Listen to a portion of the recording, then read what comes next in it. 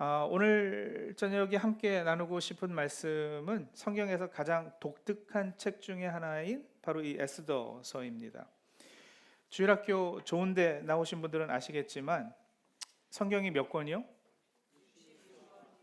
네, 역시 좋은데 나오셨네요. 66권인데 그 중에 아가서하고 이 에스더서 두 권에는 단 한 번도 하나님이라는 단어가 나오지 않습니다. 특히 이 에스더서에는 하나님이라는 단어만이 아니라 기도, 예배, 제사, 믿음, 천국, 지옥, 메시아 뭐 이런 단어들이 아예 하나도 나오지 않습니다. 에스더가 자신도 금식을 했고 백성들에게도 나를 위해서 금식해 달라고 부탁하는 내용은 나와요. 그 에스더의 금식 유명하잖아요.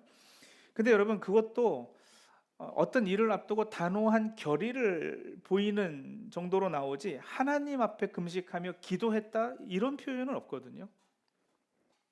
그런데도 에스더서는 분명 우리 기독교 정경 66권에 포함되어 있을 뿐 아니라 우리 기독교 말고도 유대교에서는 그 중요성에 있어서 거의 모세오경과 비슷한 정도의 대우를 받는 책입니다. 유대교 예루살렘 탈무드에는 이런 글이 있어요. 먼 미래에는 성경 중에 모세오경과 에스더서만 빼고 다 없어진다. 그 정도로 중요하다라는 거예요. 여러분 우리 기독교에서는 우리 개신교에서는 성경에서 가장 중요한 책 두 권을 뽑으라면 뭘 뽑을까요? 창세기 우리 개신교에서? 그럴 수도 있어요. 요한계시록. 아,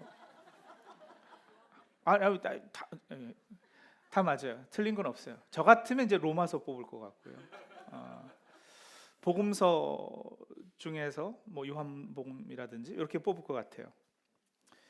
근데 유대교에서는 가장 중요한 책들 뽑으라면 아까 전에 탈무드에 쓴 것처럼 모세오경은 당연히 가장 핵심이고요. 그리고 에스더서를 뽑는단 말이에요. 그리고 이 유대인들이 지키는 이 불임절, 오늘 사실은 그 9장 내용이 불임절 절기와 관련한 내용인데 제가 조금 이따 더 설명을 드리겠습니다만 그날에는 하루에 2번 에스더서를 읽게 되어 있어요. 그래서 유대인들에게는 가장 많이 읽히는 책이기도 합니다. 자, 어떻게 하나님이라는 단어, 하나님의 이름이 한 번도 나오지 않고 종교적 색채가 전혀 들어가지 않은 이 책이 이 정도로 이 유대교에서는 중요하게 여겨질 수 있는가? 에스더서 중심 메시지가 여러분 이 책에 하나님의 이름을 언급하지 않음에 숨겨져 있어요. 중심 메시지가 뭐냐? 하나님의 부재 경험에 관한 것이에요.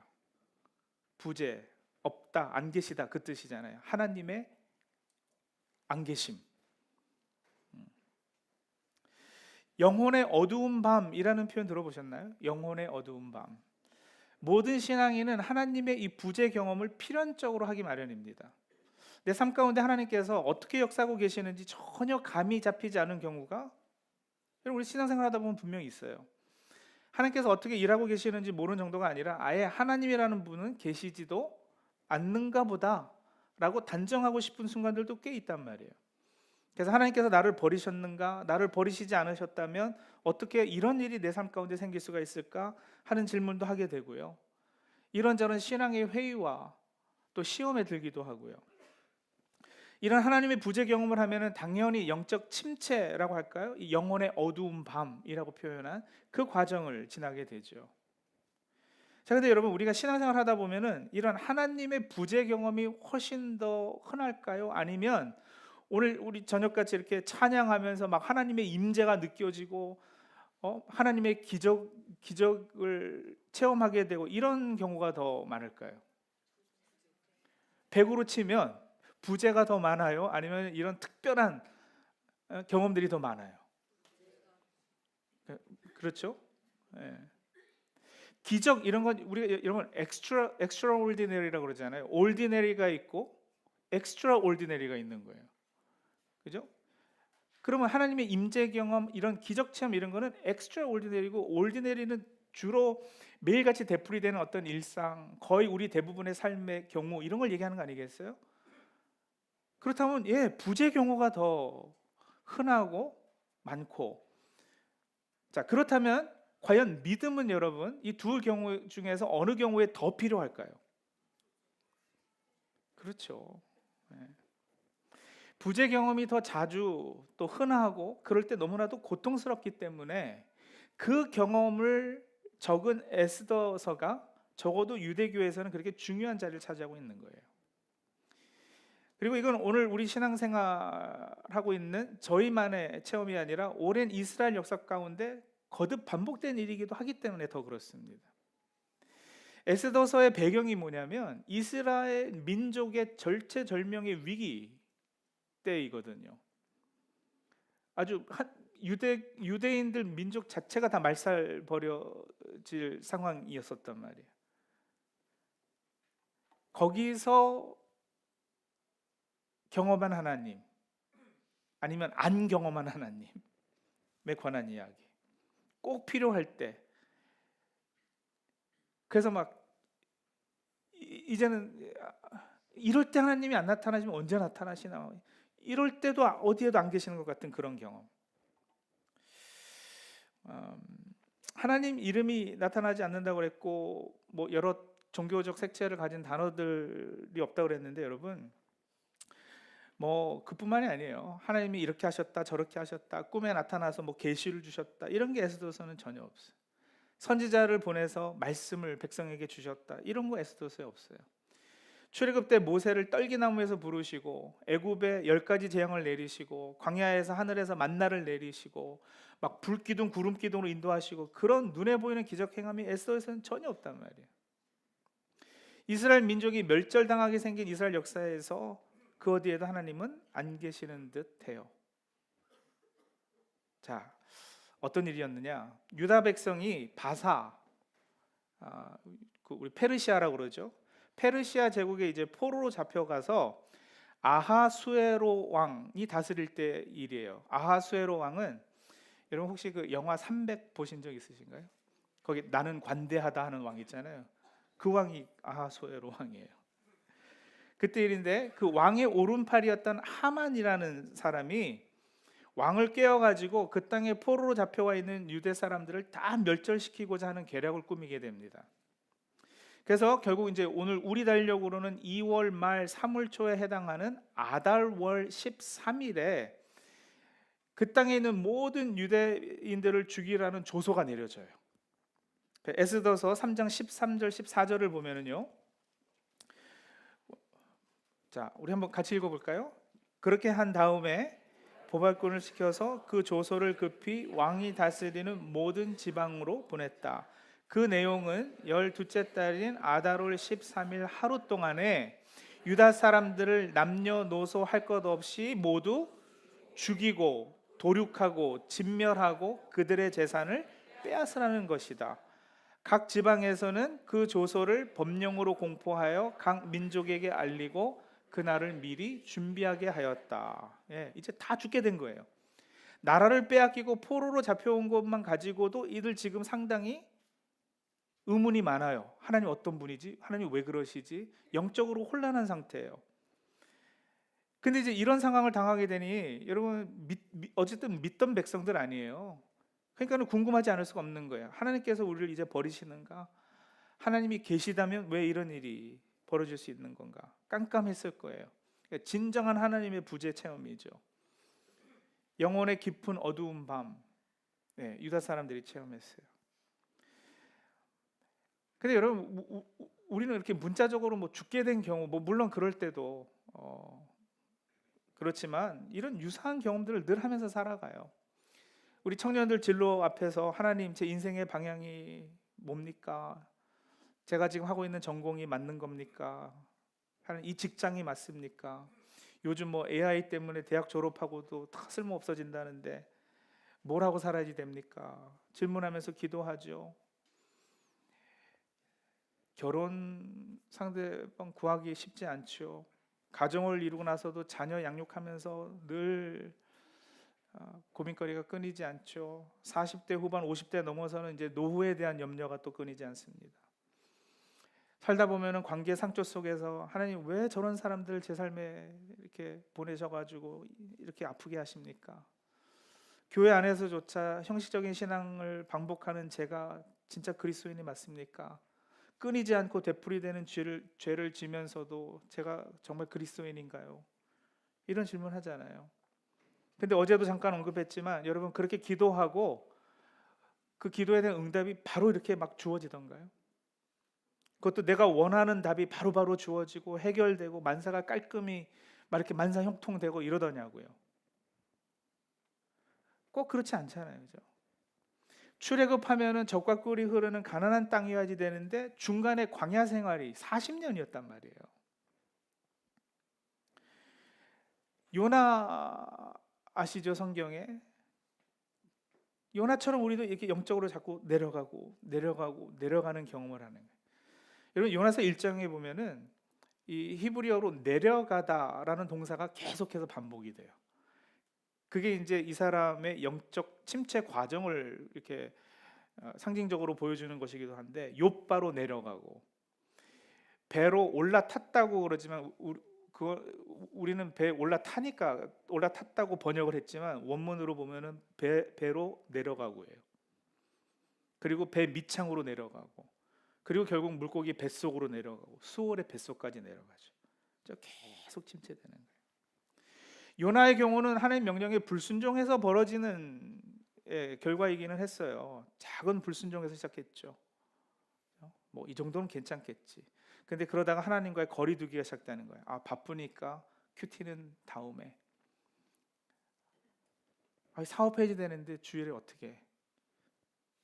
한 번 빠지고 두 번 빠지고. 그러면서 이제 영적인 무감각함이 찾아오고요. 그러다가 배 밑창에서 깊은 잠 빠진 것처럼 그런 영적 침체, 죽음의 자리. 수월은 죽음으로도 번역되는 자리거든요. 죽음의 자리까지 내려가요. 욥도 이런 체험을 했어요. 욥기 23장에 보면요, 이런 얘기합니다. 내가 앞으로 가도 그가 아니 계시고 뒤로 가도 보이지 아니하며 그가 왼쪽에서 일하시나 내가 만날 수 없고 그가 오른쪽으로 돌이키시나 배울 수 없구나. 동서남북 어디에도 하나님이 안 계신 것 같다, 이 얘기예요. 그러나 여러분, 에스더서를 쭉 읽다 보면 그야말로 엄청난 반전이 생기잖아요. 우리 하나님 역설의 하나님이시죠. 뒤집으시는 하나님이시라고. 그 사실 우리 이번 주제인데, 역설의 하나님. 모르드게라는 한 유대인이 자기 조카가 되는 에스더. 근데 마침 에스더는 그 나라의 왕후였어요. 그러니까 찾아가지고 뭐라 그러냐면, 네가 유대인으로서 지금 이 나라의 왕후가 된 것이 아마도 이때를 위함이 아니겠는가. 네가 왕을 찾아가서 말을 좀 잘해서 우리를 좀 살려다오. 어려운 일이죠. 에스더도 목숨을 걸어야 했었던 일이기 때문에 죽음을 각오합니다. 그래서 그 유명한 한마디 뭐요? 주일학교 좋은 데 나오셨어요. 내가 죽으면 죽으리라, 그 얘기하는 거예요.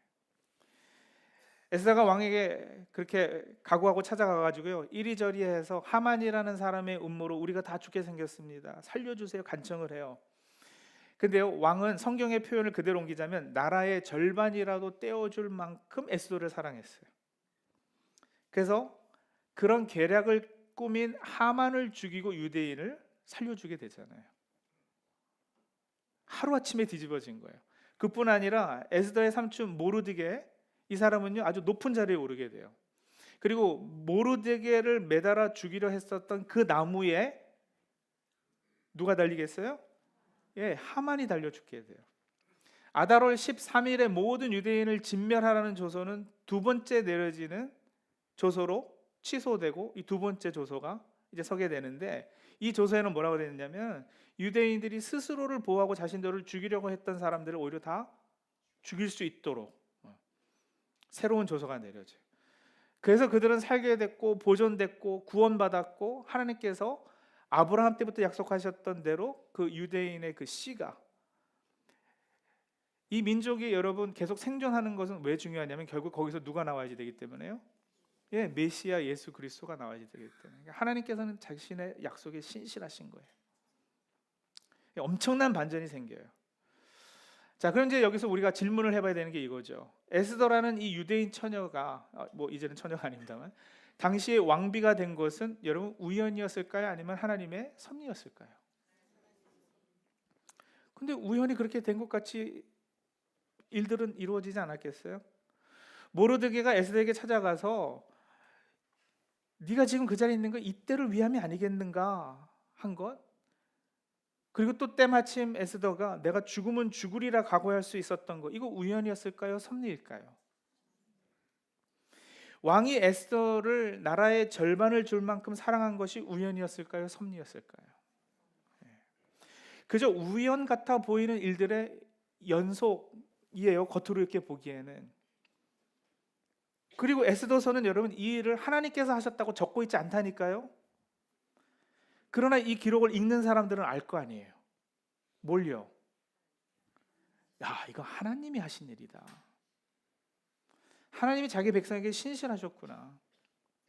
하나님 자신의 언약을 둔 그 백성의 하나님은 섭리하시고 이 역사를 주관해 가시는구나. 심지어 사람들의 이 악한 계획과 결단, 정치, 미움, 시기, 지혜, 이 모든 것들을 다 재료로 사용하셔서 다 잘 버무리셔서 하나님께서는 하나님의 뜻을 이루어 가십니다. 워렌 위얼스비라는 목사님이요, 이 에스더서는 로마서 8장 28절의 최고 예시다 이렇게 말씀하셨어요. 로마서 8장 28절 아시죠? 하나님을 사랑하는 사람들, 곧 하나님의 뜻대로 부르심을 받은 사람들에게는 모든 일이 서로 협력해서 선을 이룬다는 것을 우리는 압니다. 자, 그래서 이제 오늘 우리가 봉독한 말씀 9장 들어와서 21절에 보면 아달월 14일하고 15일을 명절로 지키기로 했다 이렇게 되는 거예요. 하만이 주사위를 던졌어요. 그래서 날짜를 정했거든요. 아달월 13일에 유다 사람들을 죽이기로. 그래서 24절에 보면은요, 자, 이것도 한번 같이 읽죠. 유다 사람의 원수 아각의 자손 함무다다의 아들 하만은 유다 사람들을 죽여 없애려고 주사위의 일종인 부르를 던져서 유다 사람들을 다 없앨 날을 받았으나, 히브리어로 뿌르, 발음 뿌르라고 하는 건데 이 주사위예요. 다이스죠. 그렇죠? 이게 주사위 던지는 거. 이 주사위를 던져서 제비를 뽑아서 유대인을 죽이려고 했었던 날이기 때문에 이 날을 뿌림절 이렇게 부른 거예요. 부림절. 그게 이 이름의 유래예요. 부림절의 유래. 그리고 여러분 오늘날도 유대인들에게는 이 부림절기는 상당히 큰 축제 절기입니다. 우리는 약간 생소할 수 있는 절기이지만 9장 22절의 선언이 부림절의 핵심인데 역시 같이 읽습니다. 그날에 유다 사람이 원수들의 손에서 벗어났으며 그날에 유다 사람의 슬픔이 기쁨으로 바뀌었고 초상날이 잔칫날로 바뀌었으므로 모르드게는 그 이틀 동안을 잔치를 벌이면서 기뻐하는 명절로 정하고 서로 음식을 나누어 먹고 가난한 사람들에게 선물을 주는 날로 지키도록 지시하였다. 예. 모르드게가 달려 죽어야 하는 나무에 하만이 달립니다. 아달월 13일 유대인이 죽어야 하는 그날에 그들을 죽이려 했던 세력이 죽습니다. 역설입니다. 반절입니다. 선, 악, 좋은 일, 나쁜 일, 하나님, 여러분 대부분은요 우리 인생 가운데 감춰져 있어요. 그리고 큰 그림을 우리는 다 보지 못해요. 이 불임절을 기리기 위해서 유대인들은 4가지를 하는데 오늘도 해요. 오늘날도. 첫째, 회당에 참석해서 공적으로 에스더서를 읽습니다. 아까 말씀드렸죠. 2번씩이나 읽는다고요. 그렇죠? 에스더서를 한 사람이 쭉 이렇게 읽어 나갈 때 한 사람이 이렇게 앞에 서서 읽어요. 그때 이제 모르드게의 이름이 에스더서 이렇게 나오면은 거기 모인 사람들이 다 이렇게 환호하고 박수칩니다. 그러다가 하만이라는 이름이 나오면 어떻게 하느냐면 막 오 하고 야유하고 소리 지르고 그래요. 요즘은 그 그로걸이라는 아주 시끄러운 소리 내는 기구 있거든요. 하만이라는 이름 나오면 그걸로 막 해가지고 아주 시끄러운 소리를 내요. 그러니까 이름도 듣기 싫다라는 거죠. 여러분, 주일학교에서 그 성경을 재미있게 읽는 법을 아이들에게 가르칠 때 이런 방법을 사용하기도 하거든요. 얘들아, 예수님 이름 나올 때는 할렐루야라고 큰 소리 내. 그리고 사탄 이름 나오면은 후 하고 귀를 막는 신용을 해. 뭐 이렇게 해가지고 성경을 이렇게 재미있게 읽는 방법 중에 하나인데, 유대인들은 회당의 전체가 모여가지고 그걸 하는 거예요. 두 번째는요, 가까운 이웃과 친지들에게 선물을 보내고 기쁨을 함께 나누고요. 셋째는 가난한 사람 2명 이상에게 자선을 베풀면서 구제를 하고요. 네 번째는 음식을 해서 잔치를 하는데, 하만의 귀라는 이 삼각형 형태의 과자를 만들어 먹습니다. 미국은 유대인들이 모여 사는 동네들이 있거든요. 그 동네 마켓에 가면은 불임절 때 가면은 이런 그 과자가 많이 나와 있어요. 그리고 불임절 때마다 하는 독특한 풍습이 하나가 더 있는데요. 불임절에 유대인 아이들은요, 요즘은 한국에도 많이 들어왔죠. 할로윈 때처럼 온갖 복장을 하고 얼굴에는 마스크를 하고 나와서 길거리에서 퍼레이드를 해요.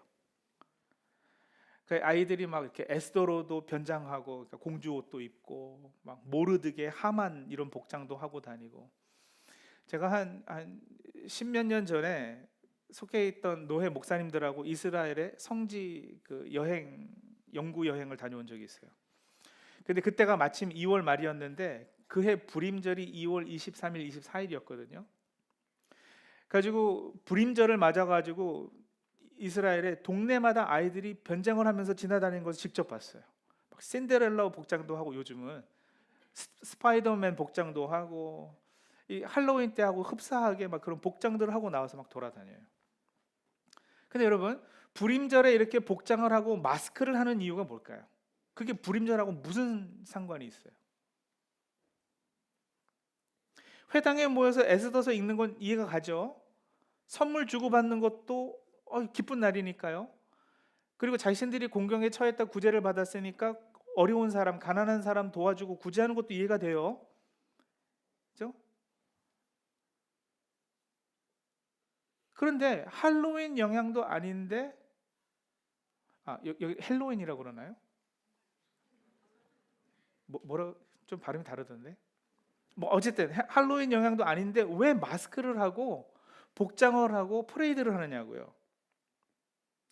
왜냐면 여러분, 마스크를 하면은 누가 누군지를 몰라봐요. 복장을 하면은 저 사람이 본래 뭐 한 사람인지 잘 모르는 거예요. 그 실체를 가리는 거, 그게 의도예요. 불임절에는요, 술도 많이 마셔요, 유대인들이요.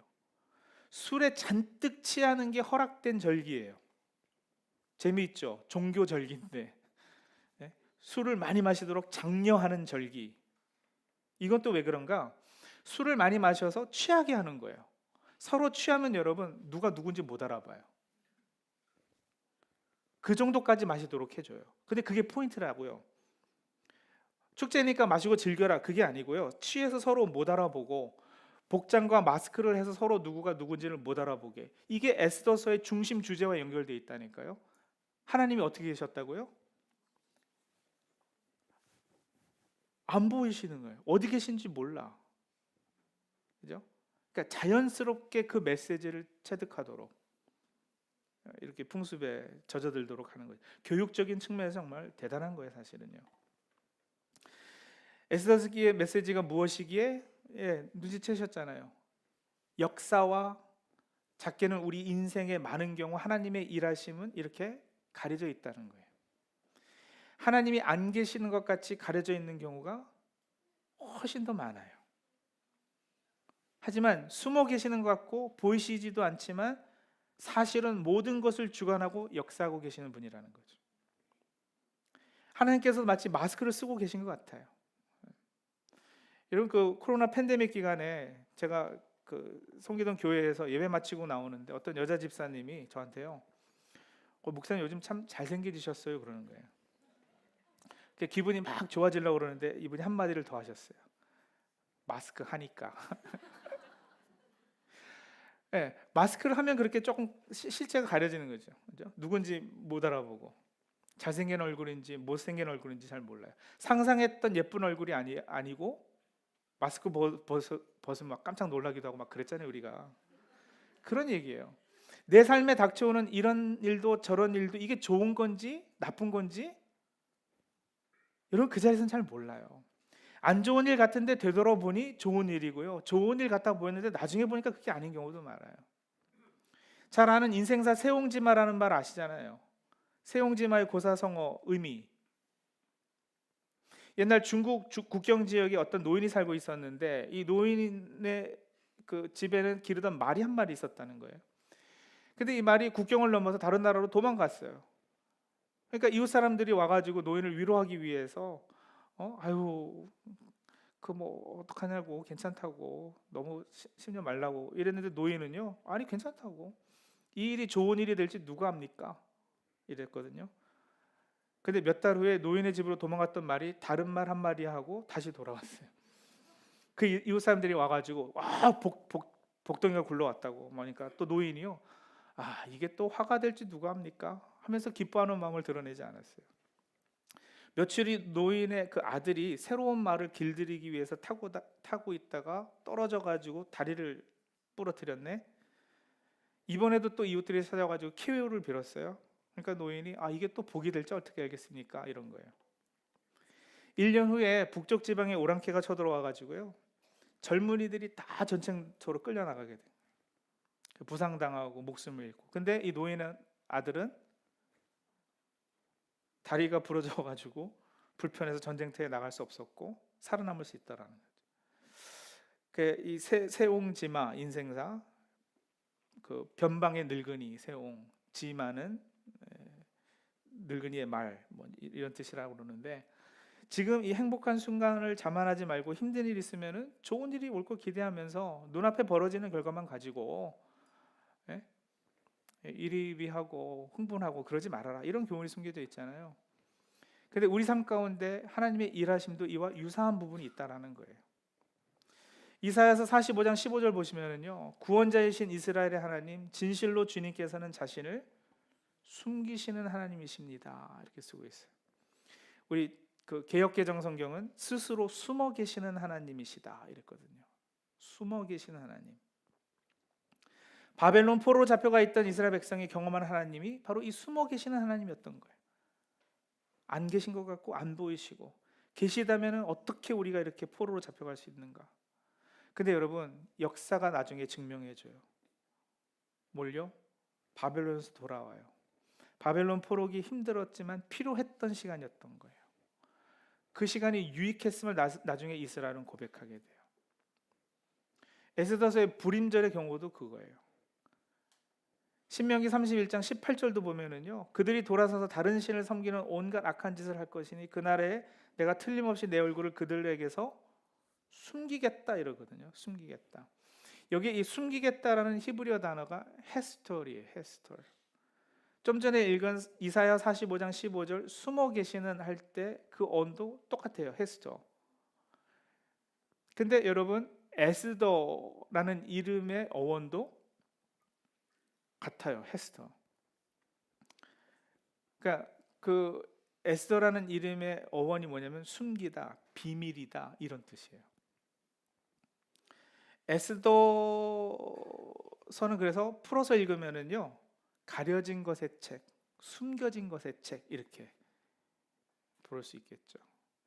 The Book of Hiddenness, Book of Secret 이렇게 불리죠. 그 이름을 페르시아식으로 읽으면 이제 별이라는 뜻이에요. 그래서 여러분 구글 설치하면 에스더 그러면 별이 나올 거예요. 근데 히브리어 어원으로는 숨겨짐, 가려짐. 그 히브리인들은 그 의미를 아는 거죠. 성도님들 그렇습니다. 우리 삶 가운데도 하나님께서 안 계시는 것으로 보이는 경우가 많아요. 이 부재 경험을 모든 신앙인은 꼭 하게 되어 있어요. 영혼의 어두운 밤 누구에게나 찾아옵니다. 영적인 침체 우리는 가끔 그 자리에 머물게 돼요. 그러나 여러분 그런 경험이 그 영혼의 어두운 밤 순간들이 하나님께서 숨어 계시는 듯한 그런 상황 절대 여러분 부정적이지 않습니다. 왜냐하면 하나님이 사용하시는 방법이 이게 그렇습니다. 그 과정을 통해 하나님께서는 우리의 영혼을 정화시키고 더 깊은 믿음의 자리로 나가게 하십니다. 이렇게 이해해 보세요. 태양이 더 강하게 비칠수록 사람의 눈은 시력을 잃어버리고요, 어두움 가운데 들어가게 되어 있는 것과도 같은 원리예요. 그렇죠? 너무 밝은 것을 바라보면 눈이 어두워져서 안 보인다니까요. 하나님이라는 신성한 빛이 우리 영혼에 가깝게 다가오면 아직 정결하고 정화되지 않은 영혼에는 그 빛이 오히려 어두움으로 보인다는 말이에요. 정확히 말하자면 하나님이 숨어 계시는 것이 아니라 너무 커서 안 보이시는 거예요. 다석 뉴용모 선생님이라는 분이 계셨어요. 이분이 즐겨 사용하던 표현이 오늘 제 설교 제목이에요. 없이 계시는 하나님. 없이 계시는 하나님. 이분의 쓴 글 제가 잠깐 읽어드릴게요. 하나님이 없다면 어때? 하나님은 없이 계신다. 그래서 하나님은 언제나 시원하다. 하나님은 몸이 아니다. 어리다. 어른 없이 계신다. 절대 큰 것을 우리는 못 본다. 아직 더할 수 없이 온전하고 끝없이 큰 것을 무라고 한다. 나는 없는 것을 믿는다. 인생의 궁극, 최고의 경지는 없이 계시는 하나님 아버지를 모시자는 것이다. 어려운 말씀이죠. 그렇죠? 이분의 주장은 훨씬 더 크고 오묘하겠지만 이 말씀 중에 절대 큰 것을 우리는 못 본다, 이 부분만 사실 조금 떼어서 비유를 하자면 이런 거예요. 제가 전에 뉴욕에서 어떤 빌딩을 찾고 있었는데요. 뉴욕 가보셨나요? 맨하탄에? 뭐 서울도 그렇지만 맨하탄도 빌딩들이 커요. 어떤 빌딩을 찾고 있는데 바로 그 빌딩, 내가 찾는 빌딩 앞에 서서 제가 계속 헤매고 있었던 거예요. 사진으로 볼 때는 그 빌딩이 어떻게 생겼는지 이렇게 보였는데 그 앞에 서니까 너무 높고 커서 빌딩이 제대로 안 보이는 거예요. 여기만 보이는 거잖아요. 그걸 못 봤어요. 못 찾았어요. 그 얘기 여러분, 절대 큰 것을 우리는 못 봅니다. 절대 계시는 분이 너무도 큰 분이라 안 보이는 거예요. 없이 계시는 분이시다. 내 인생에 하나님이 숨어 계시는 듯한 하나님의 부재의 경험을 여러분 혹시 하고 계시다면 아마도 하나님께서 나를 그 큰 품 안에 품고 계시기 때문에, 품 안에 품고 계시기 때문에 눈을 들어서 봐도 안 보이는 거예요. 여기만 보이는 거죠. 에스더서에 하나님은 숨어 계시지만 하나님의 이름이 한 번도 나오지 않지만 에스더서의 주인공은 여전히 하나님이세요. 우리 신앙에서도 우리 인생에서도 하나님은 그러하십니다. 우리 인생에 벌어지는 모든 일들, 좋은 일, 나쁜 일, 안 좋은 일, 슬픈 일, 하나님은 그 모든 것이 다 합력해서 선을 이루게 하실 것입니다.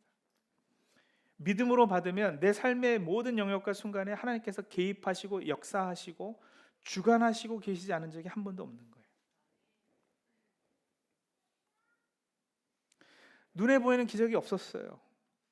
말씀드린 대로 출애굽 때 그런 기적이 없잖아요. 그런데도 유대인들은 이 불임절 사건을 제2의 출애굽 사건으로 받아들이고 지키고 있는 거예요. 한우카 절기 유래처럼 초를 하루 태울 5일밖에는 남아있지 않았는데도 8일 동안이나 초가 탔다, 이런 기적이 없다고요. 잘 모르는 사람이 보면 그냥 스펙테큘러한 기적 같은 거 없이 그냥 우연히 이런 일들이 된 거겠지. 근데 아니요, 그렇지 않다라는 게 에스더서의 메시지예요. 하나님께서 하셨다고 꼭 집어 말하지 않아도 믿음의 눈으로 읽으면 구절구절의 에스더에서는 하나님의 일하심이 보입니다. 무엇보다 여러분, 십자가에서 그 사실은 확인돼요. 십자가상에서 예수님은 철저한 하나님의 부재를 경험하십니다. 버림당하심의 느낌을 받으셨어요. 엘리 엘리 라마 사박다니, 하나님 나의 하나님 어찌하여 나를 버리셨나이까, 울부짖으셨어요. 그러나 십자가상의 하나님의 부재는 가장 강력하고도 깊은 하나님의 임재 방식이고 표현이잖아요. 부재하시지만 동시에 현존하시는 하나님. 여러분, 이 개념이 너무 어렵나요? 근데 그 역설 가운데 진리가 있는 거예요. 십자가는 실패의 자리, 절망의 자리, 참 보잘것없는 자리, 절규의 자리. 그러나 그 자리가 인류 역사상 가장 위대한 승리의 자리요, 소망의 자리인 것입니다. 슬픔이 변하여 기쁨이 된 자리예요. 초상날이 변해서 잔칫날로, 바뀐 자리. 그 십자가 사건 때 하나님께서 자리를 비우셨던가요? 안 계셨던가요? 아니면 숨어 계신 것 같으나 일하고 계시고 모든 것을 주관하고 계셨을까요? 답해 보세요. 예. 그리고 그 답으로 오늘 나의 삶, 오늘 우리 시대 역사의 흐름에 대해서 생각해 보시자고요. 여러분, 세상 돌아가는 거 보면, 뉴스 들어보면 하나님 안 계신 것 같아 보이기도 해요. 그렇죠? 하나님이 계시면 어떻게 이런 일이, 어떻게 세상에 이런 비극이, 악이.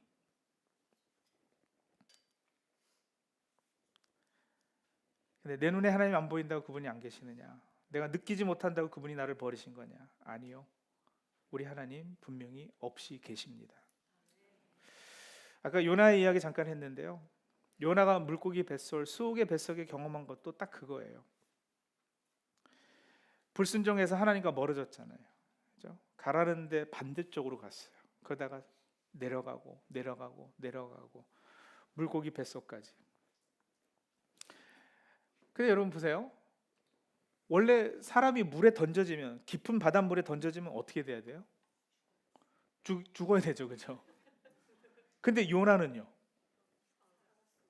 하나님께서 예비하신 물고기가 삼켜버려요. 가지고 이 물고기 뱃속이 나타내는 거는요, 제가 단어 4개로 좀 정리를 해봤거든요. 어떤 자리인가? 여러분, 우리도 내려가고 내려가고 정말 인생이 끝없이 이렇게 끝없는 심연의 밑바닥에 내려간 것처럼 내려가는 경우가 있어요. 그걸 뭐 영혼의 어두운 밤이라고 하던, 물고기 뱃속이라고 하던, 에스더서의 그 민족의 멸절 위기라고 하던 어떤 그런 순간들이 다 있단 말이에요. 그러나 예수 그리스도를 주로 고백하고 하나님께서 택하신 백성의 그 자리는 어떤 자리냐? 요 4단어예요. 첫 번째, 물고기 뱃속은 사실은요, 보호의 자리예요. 프로텍션. 사람이 바다 빠지면 당연히 죽어야죠. 수영을 아무리 잘해도 소용없어요. 죽어야 돼요. 그러나 하나님께서 예비하신 물고기가 삼키게 하셔서 살려주시는, 그죠? 하나님의 선택과 은혜로 큰 폭풍을 만난 세상이란 바다에서 허우적거리다 힘이 빠져서 자신의 힘으로는 도저히 아무것도 할 수 없는 그 자리까지 내려간 사람들, 그 사람들이 오아시스처럼 만나는 위로와 보호와 구원의 장소, 하나님께서 예비하신 물고기 뱃속에. 물고기 뱃속이 여러분 근데 아늑했을까요? 편했을까요? 그러지 않았을 거예요. 축축하고 더럽고 냄새나고 어둡고, 그죠? 네, 그 자리는 그런 경험이에요. 하나님의 부재 경험은 짜증나고 하나님 원망하게 되는 자리이고. 그러나 여러분, 오늘 이 말씀 듣고 난 후부터는 아십시오. 혹시 여러분이 그 자리에 가 계시면, 아하, 내가 보호받은 자리구나, 은혜의 자리구나. 프로텍션. 두 번째는요, 물고기 뱃속은 회개의 자리고 묵상의 자리예요. 보호 그리고 회개. 요나서 2장 나중에 여러분 한번 읽어보세요. 전체가 다 요나의 기도로 이루어져 있어요. 물고기 뱃속에 들어가가지고 요나가 뭐 하냐면 기도한단 말이에요. 내 삶에 닥쳐온 파도와 큰 물결, 폭풍과 사실 하나님의 은혜였다고, 하나님께서 놀라운 계획을 가지고 계셨다라고 거기 들어가서 드디어 깨닫고 돌아서기 시작해요. 여러분, 사실 삶이 편하고 잘 나가면 예수님 만나는 사람 별로 없어요.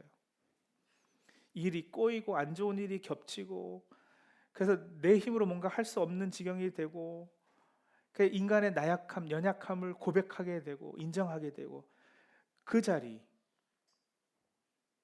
드디어 우리는 우리를 향한 하나님의 사랑을 앞에 항복하게 되잖아요. 그죠? 그리고 그 자리에서 2장 4절 같은 경우 요나가 뭐라 하냐면, 내가 반드시 주님 계신 성전을 다시 바라보겠습니다. 회개, 돌아서는 자리, 다시 예배하겠다라는 거예요. 세 번째로는요, 이 물고기 뱃속은 방향 설정의 자리예요. 보호의 자리이고 회개의 자리이고, 그리고 방향 설정, 디렉션이 세워지는 자리. 왜냐하면 여러분 보세요. 2장 10절에 요나서 주님께서 물고기에게 명령을 하셔요. 그러니까 이 물고기는 누구의 명을 받고 움직일까요? 하나님의 명을 받고, 하나님이 가라는 곳으로 가는 물고기였어요. 이 물고기 뱃속에 있던 요나가 발을 한번 확 때리면 오른쪽으로 가고 두 번 때리면 왼쪽으로 가고 그랬나요? 그게 아니란 말이에요. 그죠? 자기가 가고 싶은 대로 갈 수 없었고 물고기 뱃속에 있었기 때문에 이미 하나님이 가라는 방향으로 갈 수밖에 없는 자리, 거기서 요나의 가야지 되는 방향이 결정이 되죠. 그죠?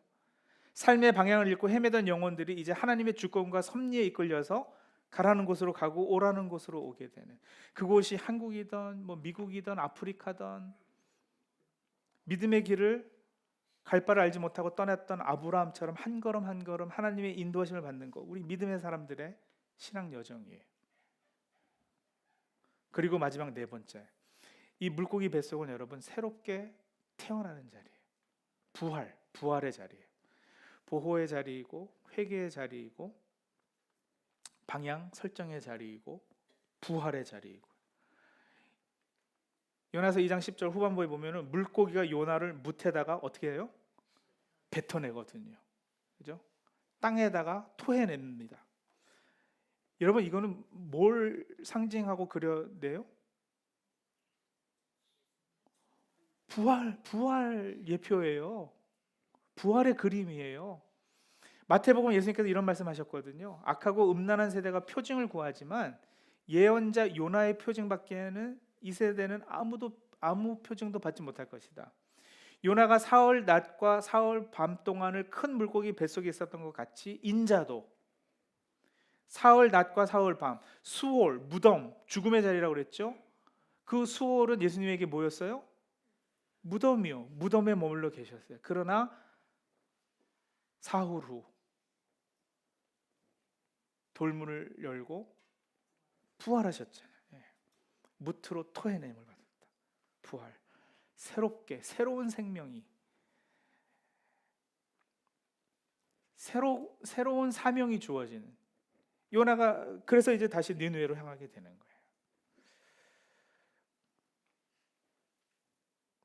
보호, 회개, 방향 설정, 부활, 새 생명, 새 사명.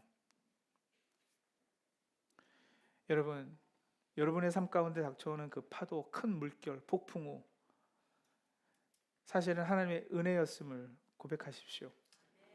하나님께서 놀라운 계획을 가지고 섭리하신 거예요. 수월의 뱃속에 들어가서 드디어 기도가 가능해졌고 예배가 가능해졌고 끊어졌던 하나님과의 관계를 다시 맺게 되는 거예요. 여러분, 어떤 수월의 뱃속 경험을 하고 계셔요? 어떤 하나님 부재 경험을 하고 계십니까? 혹시 영적 침체에 빠져 계셔요? 하나님께 실망하고 신앙의 회의가 들고 막 시험에 들어가지고 하나님 안 계시는구나, 신은 없다, 막 이렇게 포기하고 싶은 분 혹시 안 계시나요?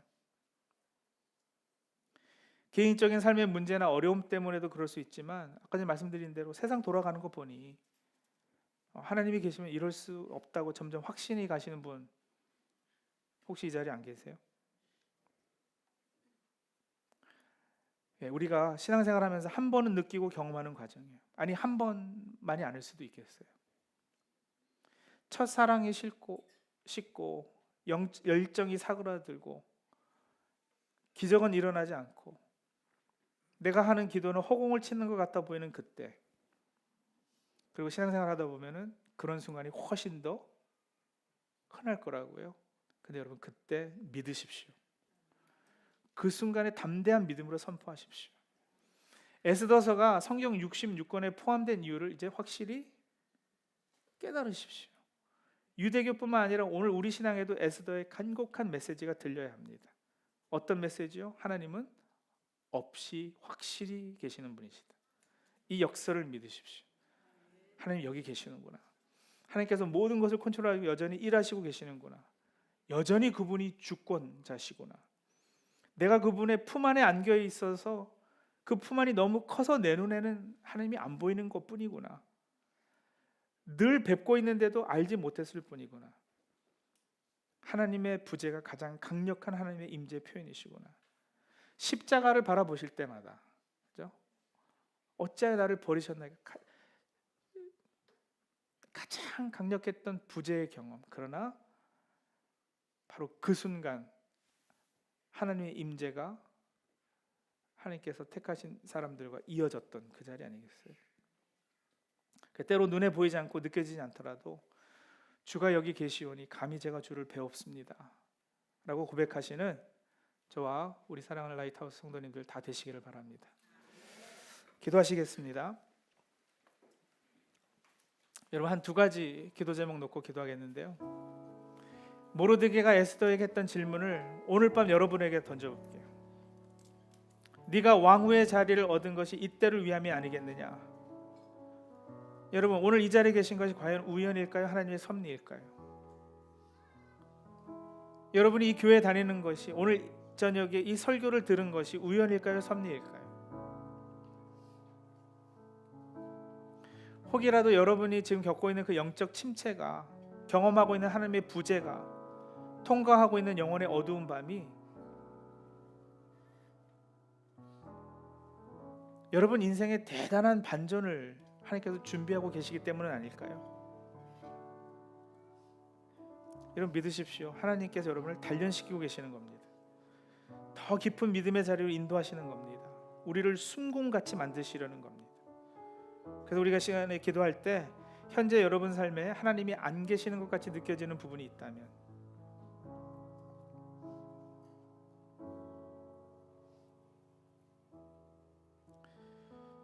간절히 기도해온 제목이 있는데 하나님께서 안 들어주시는 것 같다면, 혹시라도 신앙의 회의에 시험에 들어있다면, 그럼 이렇게 기도하시는 거예요. 슬픔이 기쁨으로, 애통이 길한 날로, 실패가 성공으로, 죽음이 부활로 바뀌는 놀라운 주님의 역설의 은혜를 경험하게 해 주시옵소서. 우리 그렇게 하나님 앞에 기도하며